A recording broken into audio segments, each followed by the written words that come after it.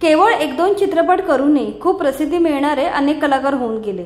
याच पंक्तीत बसणारी नायिका म्हणजे कविता किरण।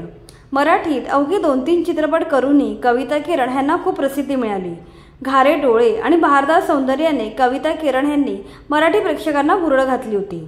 सुरुवातीच्या काही चित्रपटात त्यांनी जबरदस्त अभिनय करून आपल्या करिअरची झोकास सुरुवात केली।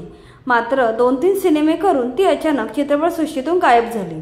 नंतर ती आजपर्यंत पुन्हा कुठल्याही चित्रपटात दिसली नाही।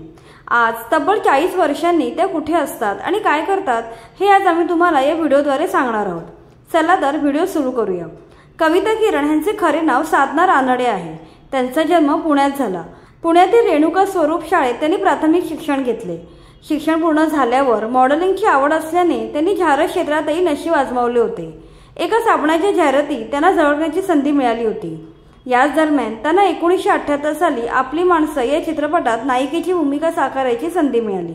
कविता किरण या नावाने त्यांनी चित्रपटसृष्टीत पदार्पण केलं।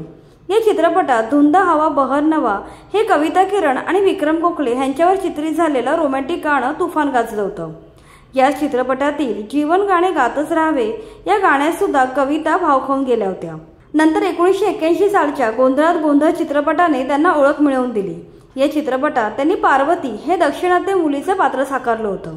अशोक सराफ, रंजना, प्रिया तेंडुलकर, रवींद्र महाजनी, संजय जोग आणि कविता किरण या कलाकारांनी या चित्रपटात धमाल उडवून दिली होती।